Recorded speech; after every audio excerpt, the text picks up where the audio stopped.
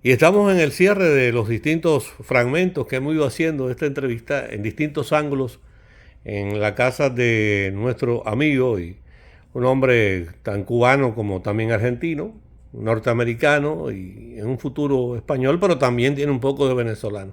También. Ciudadano del mundo, capaz de estar en 100 religiones, no sé, en 100 cosas a la vez, porque en la diversidad está la unidad, también está la paz, ¿verdad? Y la unidad de los pueblos. Algo que en una de sus esquinas aquí tienen a uno de los papas, también reconocidos.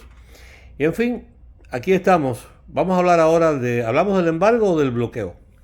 Del blobargo. O sea, el Oh, blobargo es una palabra que inventó mi buen y querido amigo, lamentablemente ya fallecido, el doctor Antonio Tony Zamora, para no tener que estar en la permanente trifulca que ha habido de llamarlo de una manera o de la otra. Y él por decía, cierto, yo a Tony lo entrevisté en Washington. bueno, Tony era, Decía él, Tony fue el que con el que hicimos una cosa que se llamó el US Cuba Legal Forum, que era una entidad que lo que perseguía era establecer contacto con nuestros colegas como abogados y con el ordenamiento jurídico cubano para conocerlo más, para interiorizarnos, con la idea de cambiarlo, te lo digo con toda franqueza, porque en principio yo pensaba que había muchas cosas en el ordenamiento jurídico cubano que yo cambiaría.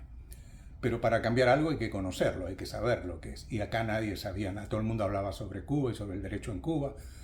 Cuando nos dijeron, cuando se enteran que queríamos crear eso, ¿pero para qué? Si en Cuba no hay derecho. Digo, en Cuba hay derecho como lo hay en la Unión Soviética, en esa época todavía no, ya no había Unión Soviética, en Rusia, en China, no, en todos lados tiene que haber derecho.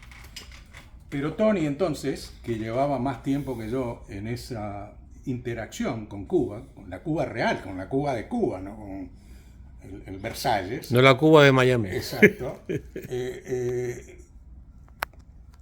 Tony ya era vaquiano en eso, entonces dice, no, yo no lo llamo ya ni bloqueo ni embargo, yo lo llamo blobargo. Y estaba bien con Dios y con el diablo.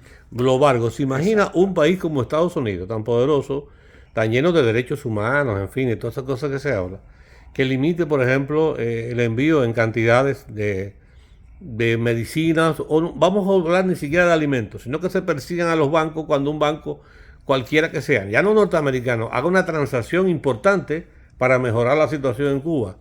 ¿Podrá ser posible que un país llegue a ese extremo? Es posible porque lo estamos viendo y lo estamos viendo desde hace más de medio siglo. Pero, y también es posible porque les importa un bledo la opinión de la totalidad prácticamente del resto del mundo, como se expresa todos los años en la Asamblea General de las Naciones Unidas. O sea, ahora, es una realidad el embargo. El embargo está ahí, el embargo es ley, parte de la legislación de este país, gracias al esfuerzo de unos cuantos cubanos, para estar... O sea, yo una vez cometí el error, que se me ofendió a mucha gente, de escribir en una cosa que me publicaron, que si Paul Tabori, que era un húngaro que escribió hace años La historia de la estupidez humana, tuviera que reeditar y revisar su libro, no le quedaba más remedio que agregar por lo menos un par de capítulos dedicados a los cubanos, porque si no, no tenía sentido el libro. Pero es una realidad, Carlos, y es una realidad que está enmarcada en lo que venimos hablando en todos estos segmentos.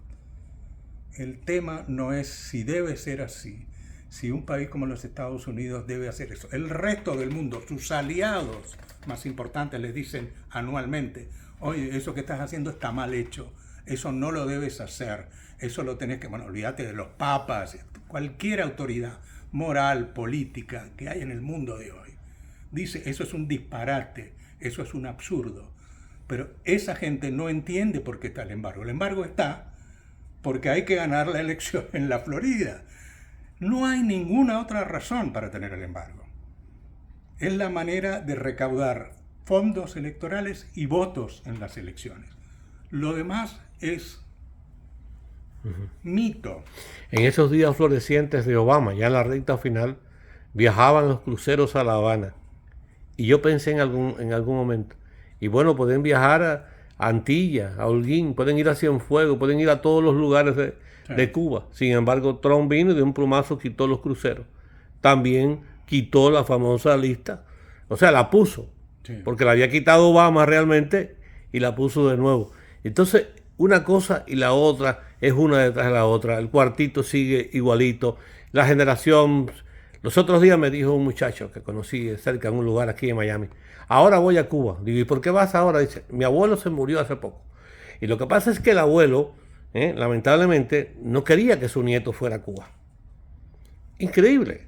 No quería que su nieto fuera a Cuba. Y como él, hay otros familiares. ¿Por qué? Porque Cuba es la raíz donde uno nació. No me mezclen mal lo político y que si los partidos y lo otro. ¿Te imaginas que la familia aquí, demócrata, no visitara a un familiar republicano?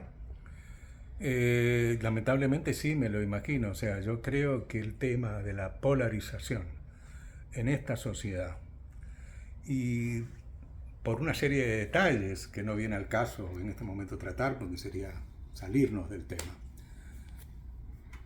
Pero esa polarización que puede llevar a la desunión de una nación y de una familia, por cuestiones o razones, no razones, cuestiones políticas, yo creo que llevamos por lo menos desde que Obama asumió la presidencia viviéndolo a diario. Cuando Obama asume la presidencia, el mismo señor que dirigía entonces y dirige todavía hoy la bancada republicana en el Senado, que no lo voy a nombrar, ese mismo señor dijo públicamente: mi propósito, mi objetivo, mi razón de ser durante los próximos 4 años es evitar que este presidente tenga éxito y que lo reelijan. Ese solo gesto te pinta de cuerpo entero lo que es la sociedad americana hoy.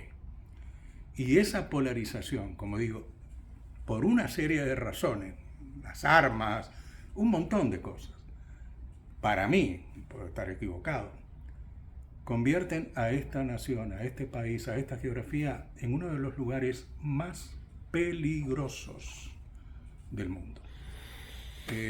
No nos damos cuenta, pero yo que tengo nietos y que sí me encanta cuando quieran que vayan a Cuba o sea, me encantaría que vinieran a Estados Unidos y vivieran en otro lado. Ocultar la realidad, autoengañarse, siempre es un mal negocio. Yo no me engaño, esto tiene grandes virtudes, tiene grandes defectos. Lo mismo pasa con Cuba o con la Argentina o con Venezuela, con todos los países. Pero esa división, esa polarización, para mí, es el enemigo más grande que tengo y es el peligro más grande que afrontan o afrontarán mis nietos cuando sean ciudadanos americanos con derecho al voto. Bueno, ya estamos concluyendo. ¿Le quedaría algo por decir? No, Carlos, como siempre, a tus órdenes. Me encanta conversar contigo. Son temas todos que yo los considero importantes. No sé si mucha otra gente pueden tener la capacidad o el interés por concentrarse en ese tipo de temas. Pero, te repito, yo creo que tiene que ver con mi calidad de abuelo. No tengo más remedio que preocuparme por esas cosas. Y sobre todo, ver el tema Cuba, no a través de la gente que puso el embargo acá hace 50 años, ni sobre lo que yo hice hace 20 con ese grupo que te mencionaba de Time is Now, ni la política americana, ni la administración de Cuba en la actualidad. Yo veo a Cuba a través de los ojos de un niño que nació esta semana en Cuba, de una niña que está a punto de entrar al colegio en Cuba. Porque mi vida hoy es eso, es ver el mundo a través de mis nietos.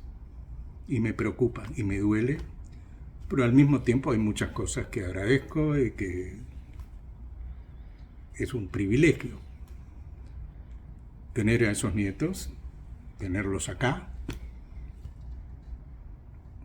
pero quiero protegerlos. Bueno, gracias a usted, José Manuel Pallí. Ha sido la transmisión de Radio Miami Today, Paz Amor, Cuba, también información, Tesoro Internacional y Martianos. Yo soy Carlos Diegues desde Miami, Estados Unidos, y como Pallí pienso definitivamente que una Cuba sin bloqueo, sin embargo, como él lo llamaba Tony, sería mucho mejor, no solamente para los cubanos, sino también para el pueblo norteamericano. Muchas gracias.